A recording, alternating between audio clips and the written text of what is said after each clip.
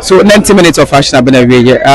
Any Dr. IKT and come Doctor any when you win any mabena anko football we're expecting to win but Enya Massa 6 out of 4 out of 6 I think it's not bad.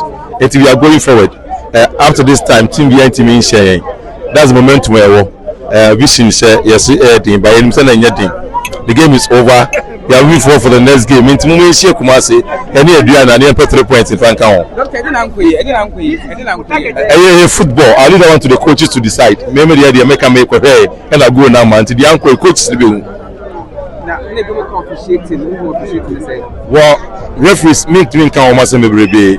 We all saw it until we can judge for ourselves. Thank you. Kotoko dancer.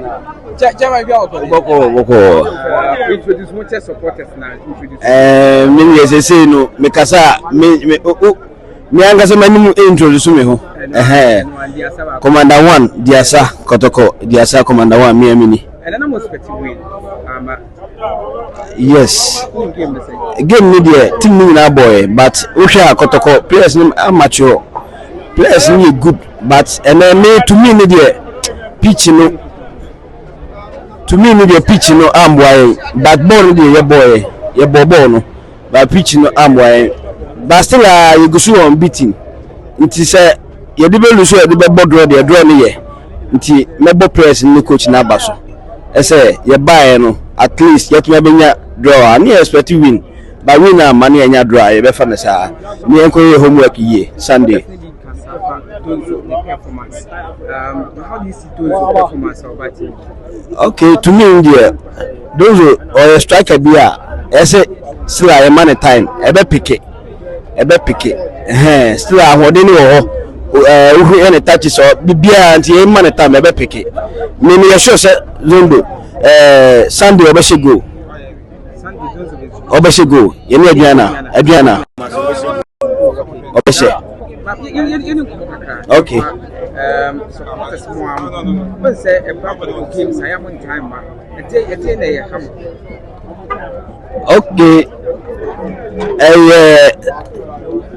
Performance na bia se players ni bomb mo dey no mo win matches ah. Performance we bia ni o say ba mbo expect win.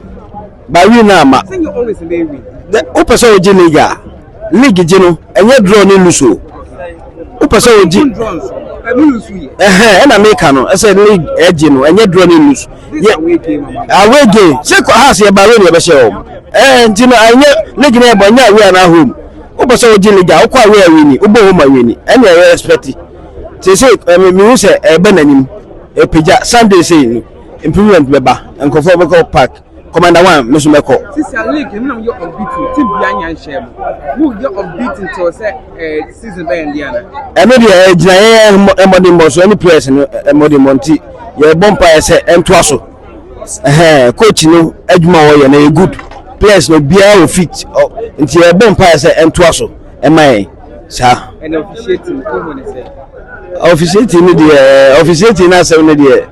Say me no anytime behind in time be mu referees but some match we you started na mu say me you started match na in your first penalty but referee na anye but me nim dentia Ghana referee no uko Europa say e bobo a say penalty 5 be ba obejini na but me nim ye ba Africa na say Ghana ha ye bobo a say penalty first one ba na oje second one so obeji ye ne has ye 2 penalties oji ba ko second one wanye aye ba ye starting match na penalty wanye nti referees no yes na mo amumpeje mumai why last word for supporters and boys no omango mo no ase omo abomo de okay last season and ye boy ye no na and ye upgrade on what we played last season ewo J Kreku Park na ye we share your supporters na good luck back home na omo share Sunday ewo Kumasi na yanya aduana mo yes you be sure why Brenninti yes you go so Kotoko supporters no and I'm here am farmer chairman you be akode yes sir you be akode am pass you be akode and na me win Monsan can win game no we say them out oh ni pe win Yeah, but I think we win, but you win. You about to enter better with us. You finish. Oh, okay. So last year, I almost had 3-1. This year, about to do next time, baby, you finish. Oh, I said, this year, my ball. Some of them are different and the best. Until better with us, Yabado. About 2.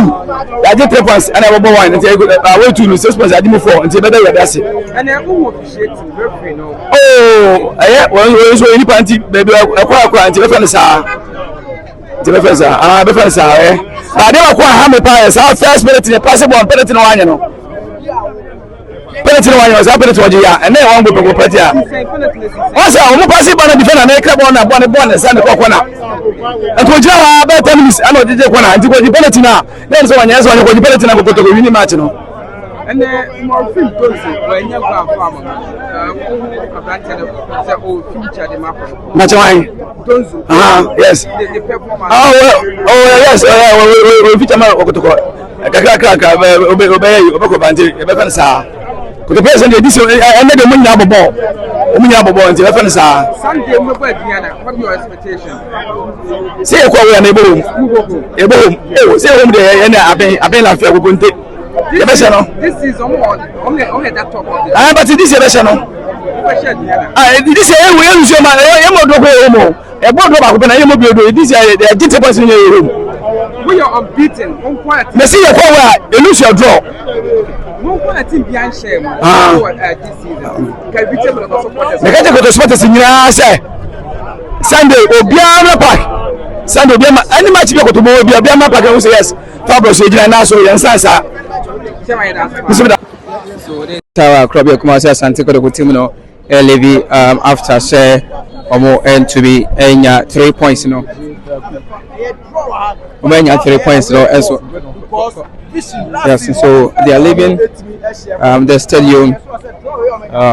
Aquarius and see Kotoko team, no, Ephraim, and so our Hasia, Airshare, Amavian, so to me, and so Aquanti, Club Kumasi Asante Kotoko team, no, Ephraim, after say. Enya draw against Vision FC this season.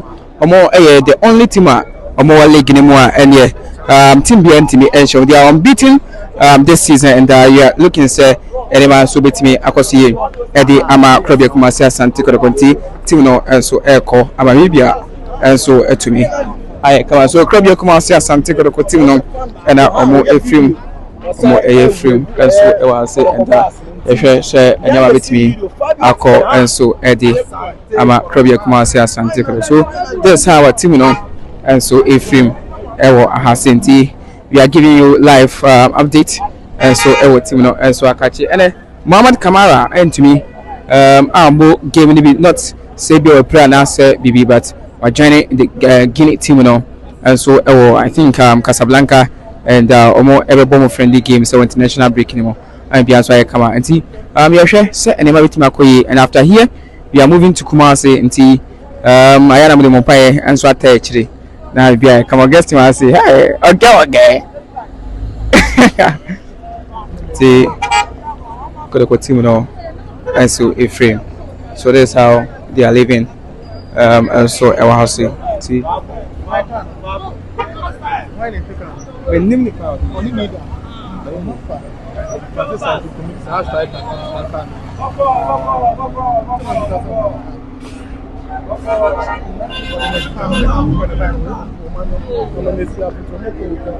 okay.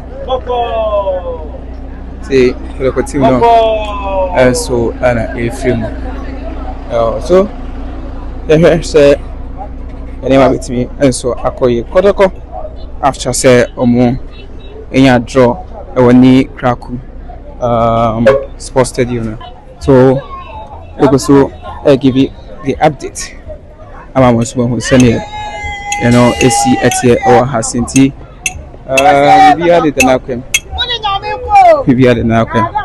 See for the campaign for and so Mamo at Mamo Aircon. So for the team and so so this how I want so Conti. Deshe ama Ibia and so to me Akoye Kotoko team no ana omo every ni Kraku sports stadium ti we are saying goodbye to Krobia Kumasi Asante Kotoko, and we are hoping say you see them Kumasi Baba Era Sports on Sunday against Timanidi and so Eddie Football Club. Thank you for watching.